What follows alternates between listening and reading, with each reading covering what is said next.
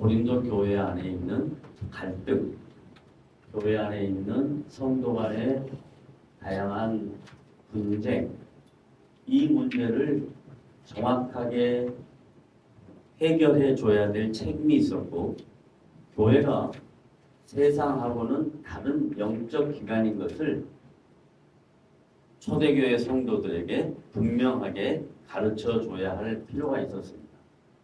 그래서 고린도 교회 안에는 오늘 본문을 보면 13절에 이런 얘기가 있어요. 헬라인이다라고 표현합니다. 헬라인. 헬라인 그러면 지금으로 말하면 그리스를 헬라라고 하거든요.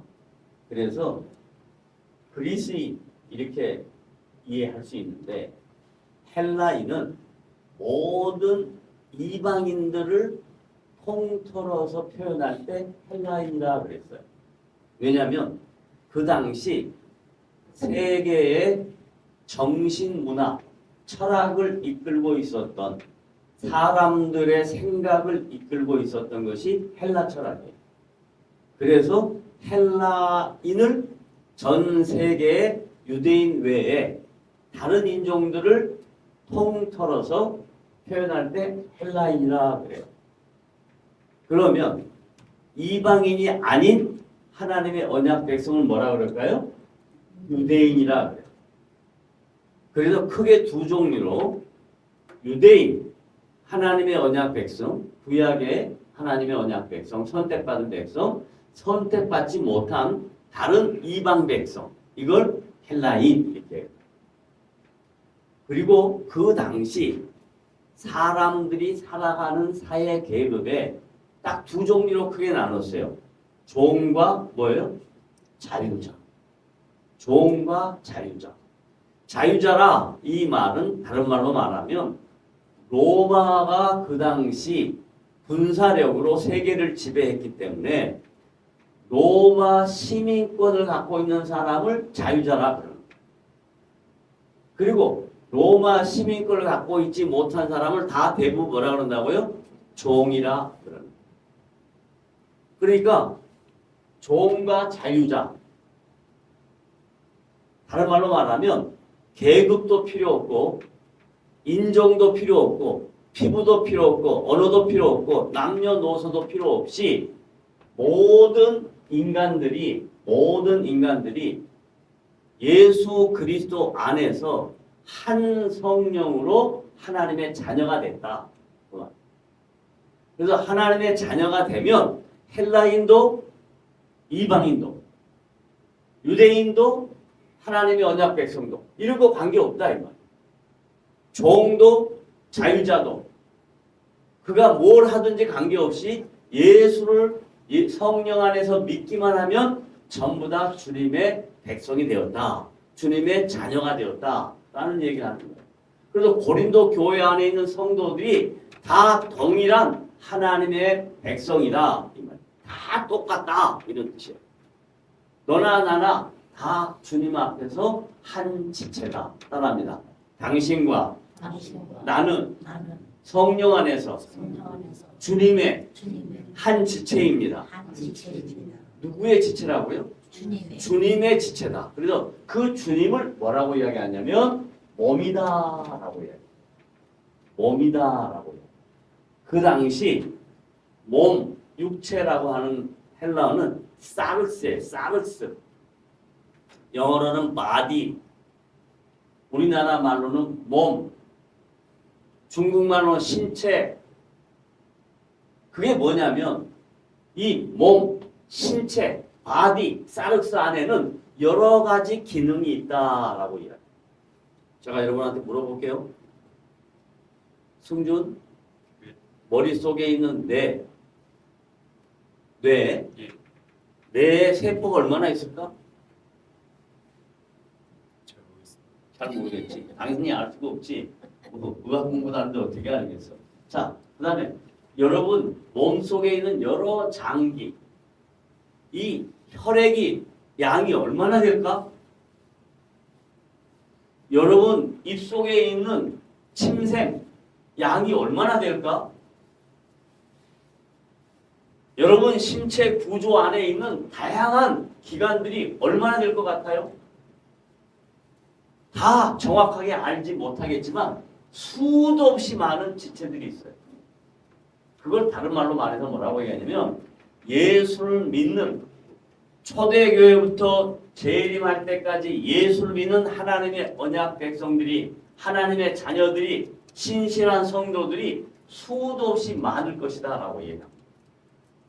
그걸 상징적으로 요한계시록에서는 뭐라고 얘기하냐면 12지파, 구약의 몇 지파? 12지파. 신약의 12제자. 이것을 곱하면 얼마? 144. 수많은 의미를 담고 있는 숫자는 1000이라는 숫자예요. 그래서 144 곱하기 1000, 14만 4천 이렇게 이야기해요. 그걸 뭐라고 그 밑에다 또 성경은 달아놨냐면 무수히 많은 백성이다. 셀 수가 없다. 마치 우리 몸 안에 있는 여러 가지 기관들이 정확하게 셀 수 없는 것처럼 예수 믿는 사람들이 초대교회부터 재림 때까지 주의 백성들이 수도 없이 많다라고 이야기합니다.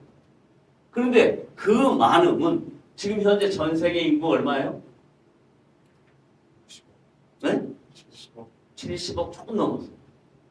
70억 중에 예수를 믿는 성도들이 얼마나 될까 하는 거예요. 성령 안에서 하나님의 자녀가 된 지체들이 얼마나 될까 하는 거예요. 하나님이 지금 이 시간에도 예수를 믿고 하나님의 자녀가 되는 성도들을 불러 모으시는데 선교사들을 사용하고 여러분들의 헌신과 기도와 물질을 사용해서 예수 믿는 성도를 지금도 부르셔요. 그 수많은 성도들이 다 똑같이 하나님 앞에 사랑받는 백성이에요. 근데 고린도 교회 안에는 은사를 많이 갖고 있는 사람이 내가 더 많이 사랑받는 사람이라 생각하고 은사가 없다고 생각하는 사람은 나는 하나님께 사랑을 못 받는 사람이라고 생각하는 이런 잘못된 인식이 고린도 교회 안에 있었단 말이에요. 은사가 있든 없든 우리 모두 다 하나님 앞에 사랑받는 대상입니다. 따라합니다. 나는 하나님 앞에 어떻게? 사랑받는 존귀한 대상이다. 이런. 그래서 몸은 하나인 그리스도께 모든 믿는 성도가 다 붙어 있어요. 다 붙어 있어. 그런데 그 붙어 있는 성도마다 은사가 다 달라. 전부 다 은사가 달라. 마치 여러분이 생긴 게 다 다르지. 어제 저는 이렇게 길을 가다가 조그만한 두 남자아이가 트윈이에요. 쌍둥이에요. 야, 보는 모습도 비싸고 옷도 똑같이 펴놨고 그 앞에 가서 이렇게 싹 봤더니요. 구별이 되더라고. 아무리 똑같아도 구별이 돼. 이 세상에 나하고 똑같이 생긴 사람이 있어요? 없어요? 없어요. 비슷한 사람은 있어. 그런데 똑같이 생긴 사람은 한 사람도 없어. 다른 말로 말하면 하나님이 여러분 각자에게 존귀하게 하셨다가 가치 있게 하셨다는 거예요. 의미 있게 하셨다는 거예요. 근데 자꾸 우리는 뭐 하기 싫냐면 나하고 다른 사람을 비교하기 싫어요. 나보다 잘난 사람이 있으면, 나보다 돈 많은 사람이 있으면, 나보다 똑똑한 사람이 있으면, 나보다 뭐 대단히 많은 가진 것 있는 사람이 있으면 주눅이 들고 상대적으로 저 사람 앞에서 별 의미가 없는 것처럼 느껴지고 아니에요. 여러분 모두는 다 각자 가치 있는 사람, 의미 있는 사람이야. 유용한 사람이야. 하나님은 나에게 가치 있게 하셨고 의미 있게 하셨고 유용하게 하셨어요. 따라합니다. 하나님은 나를 가치 있게, 의미 있게, 유용하게 사용하신다. 그걸 믿어야 돼. 그래서 자기 할 만큼 하면 되는 거예요. 자기 할 만큼. 욕심낼 필요도 없고요. 좌절할 필요도 없고요. 내가 할 수 있는 만큼 하는 거예요. 내가 할 수 있는 만큼. 자, 그 다음 중요한 게 있어요. 교회 안에 이제 세례에 대한 문제가 있어요. 세례. 여러분 각자 세례를 주신 분, 목사님 다 다르잖아요. 저에게 세례 받은 사람도 있을 거고 아니면 어릴 때 다른 분에게 받은 사람도 있을 거고 다른 교회에서 신앙생활하면서 받은 사람이 있을 거 아니에요. 사람이 준 세례를 이야기하는 게 아니고 그건 물 세례고요. 성령 세례, 이건 인격이에요. 인격. 성령이 내 안에, 하나님의 영이 내 안에 임재하시는 거예요. 그 성령으로 세례를 받으면 모두 다 그리스도 안에 한 몸이다라는 거예요. 그리스도 안에서 성령 세례를 받은 거예요. 그러니까 침례를 받았든 세례를 받았든 아무 관계 없어요. 그건 다 형식이고 성령으로 세례를 받아야 돼요. 따라합시다. 나는 성령으로 세례를 받았다. 그게 뭐냐면 인격적인 교제가 이루어졌다. 이런 뜻이에요. 주님과 나는 인격적인 교제가 생겼다. 이런 뜻이에요. 그다음에 또 다 한 성령을 마시게 한다. 이건 뭔 말이냐면 우리 성찬식 하잖아요.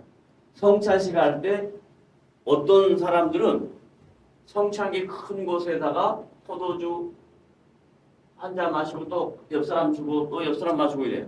또 우리는 조그만 잔에다 나눠서 마셔요. 다양한 방법을 해요. 그런데 그것이 다양한 것은 형식이고 그 다양한 형식이 중요한 게 아니라 우리 모두 다 인격적으로 성령으로 인격적으로 그것을 마시는 행위를 하고 있다라는 거예요. 그러니까 어떤 모습으로 마시든지 관계없다라는 뜻입니다. 자, 그 다음에 이런 내용을 쭉 바울이 고린도 교회에 설명하면서 가장 강조한 내용이 이거예요. 이거 세 번째 단락. 여기 뭐라고 써져 있어요? 그러나 중요한 얘기 하겠다 이 말이에요. 그러나 시작. 하나님께서 이거 주어요. 주어. 하나님께서 그 다음에 그 원하시는 대로 하나님이 원하시는 대로 은사는 선물은 지난주에도 말씀드렸어요. 내가 받고 싶어서 아니고 하나님이 각 사람에게 맞게 필요에 따라서 주신 거예요. 그러니까 우리는 하나님이 주신 것을 받은 것이지 내가 달라고 해서 하나님이 어쩔 수 없이 주는 게 아니라 이 말이에요. 하나님이 자기가 원하시는 대로 지체를 각각 몸에 두셨다. 그래서 어떤 사람은요. 발의 역할을 하는 사람이 있어요. 그런 사람은 굉장히 행동이 빨라가지고 남이 하지 못한 일을 먼저 해요. 또 어떤 사람은 손도 역시 마찬가지예요. 남이 하지 못한 일을 잘 만져요. 저는요. 손으로 뭐 만지면 전부 다 고장이 나요. 몸만 만지면 그 어릴 때요. 요즘은 전부 다 이 형광등이 다 이렇게 뭐라 그러나 LED로 해가지고 이렇게 다 하잖아요. 옛날에는 우리 어릴 때 형광등에 초크가 있었어요. 그 다음에 빨간 백열등이 있었어요. 백열등이 잘 나가잖아요. 그럼 백열등 끼잖아요? 바깥 끼잖아요? 강 집사님? 바깥 끼잖아요? 근데 바깥 끼면 깨져버려요. 제가 바깥 끼면. 그래가지고 손 다치고 초크 산다고 올라가가지고 이렇게 하면 그게 깨져버려요. 그래 저는 그런 거 못해요. 근데 어릴 때부터 저는 뭘 잘했냐면 요걸 잘했어요. 여기 뭐예요? 주둥이에요. 그러니까 하나님이 저에게 주신 은사는 그거예요. 근데 그것이 내가 이 손으로 이걸 못한다고 에이 이놈 손 필요 없다고 어떻게 해요? 잘라보면 돼요 안 돼요? 그러면 그때부터 장애자가 되는 거죠. 손 역할은 다른 사람이 하는 거예요. 그래서 내가 다른 사람보다 뭘 잘하면 다른 사람의 유익을 위하여 내가 있다는 걸 알면 돼. 근데 우리는 꼭 어떻게 하냐면 남보다 내가 뭘 잘하면 너 나보다 이거 못하지? 나는 이걸 더 잘해 하면서 꼭 비교하고 상대방을 무시하고 그거 아니에요. 사람은 완전한 사람은 이 세상에 아무도 없어요. 다 부족한 것들 뿐이에요. 그 부족한 사람들이 서로 만들어가는 거예요. 마치 뭘 만드시? 레고 만들듯이 만들어. 여기서 돈 내고 자랑 할게요. 이제 우리 하민이가 이렇게 카톡이 오면요. 레고를 해요. 레고를 하는데 지 아빠가 이게 무슨 색이냐? 그럼 이제 무슨 색이라고 해요. 그 다음에 이걸 어떻게 맞추냐? 그럼 갖다 이렇게 맞춰요. 그러면 항상 다 맞는 건 아니잖아요. 틀릴 수 있잖아요. 왜 그렇죠? 아직 어리니까 그런 거예요. 그걸 어른이 보고 넌 왜 그것도 못 맞춰? 네 머리는 어떻게 된가? 이렇게 되면 안 된단 말이에요. 어떻게 해야 되죠? 어른이 돼서 맞힐 때까지 기다려줘요. 그래서 하나님이 우리에게 뭘 요구하시냐면 사람은 다 완전하지 않기 때문에 부족한 사람이 있기 때문에 부족한 부분이 누구에게나 있기 때문에 그것을 기다려주는 연습을 해라. 그게 고린도 교회 안에 가장 중요한 일이었다라는 거예요. 자꾸 나누는 거예요. 너 정말로 성령으로 세례 받았어?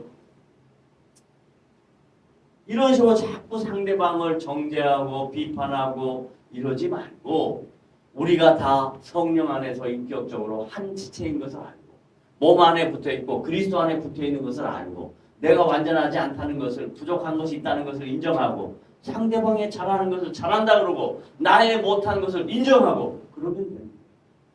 자, 그래서 중요합니다. 그러나 누가? 하나님께서 주어예요. 하나님께서 주시는 거예요. 그 원하시는 대로 하나님이 원하시는 대로 지체를 각 몸에 두셨다. 그 다음에 마지막 시작. 이제 지체는 많으나 얼마나 많아요? 수도 없이 많잖아요. 아까 몸 안에 뇌 속에 있는 뇌세포 얼마나 정확하게 모른다니까요. 수도 없이 많아요. 지체는 많아요. 하나님이 사용하시는 훌륭한 지체들도 많고요. 부족하지만 문제가 있지만 사용하는 지체도 있어요.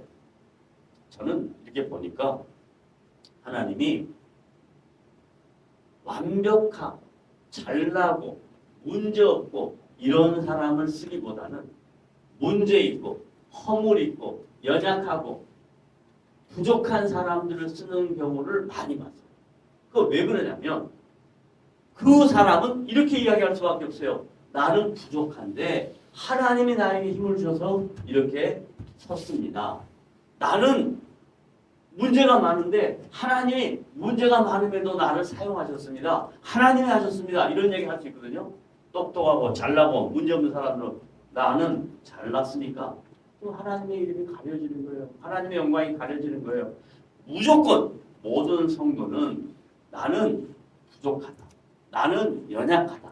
나는 흠이 있다. 그런데 하나님이 나를 통해서 일하신다. 이걸 믿고 부족하지만 연약하지만 흠이 있지만 주님이 나를 통해서 역사하시는 것을 믿고 살아가는 복된 성도 되시기를 주님의 이름으로 부탁을 드립니다. 아멘. 그래서 이제 지체는 많으나 뭐다? 몸은 하나다. 다른 말로 말하면 이 모든 것의 영광은 누가 받으신다? 주님이 받으신다. 그래서 사도 바울이요 로마서 14장 10절에 이렇게 말합니다. 내가 살아도 주를 위하여 살고 내가 죽어도 주를 위하여 죽는다. 그 말이 뭔 말이에요? 나의 삶의 모든 것은 주님의 영광을 위한 것이다. 나의 삶의 나의 모든 행위의 궁극적 목표는 주님의 영광이다. 따라합니다. 내가 살아도 나를 위하여 살고 주를 위해 살고 근데 다 우리 살 때 누굴 위하여 살고 싶어?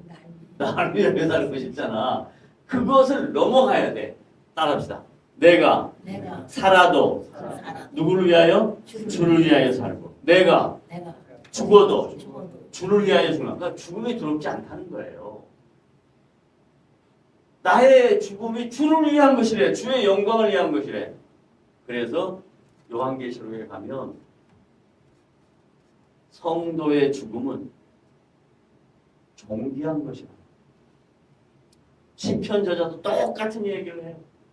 성도의 죽음은 존귀한 것이다. 그래. 왜? 내가 죽어도 주를 위하여 죽는 것이니까. 그러니까 죽음도 두려워하지 말고 무서워하지 말고 우리에게 주어진 삶 성실하게 살고 최선을 다하여 살고 주님이 나에게 힘을 주실 것을 믿고 주와 더불어 여러분에게 남은 인생을 의미 있게 사시는 복된 성도들이 되시기를 주님의 이름으로 부탁을 드립니다. 아멘. 기도합시다.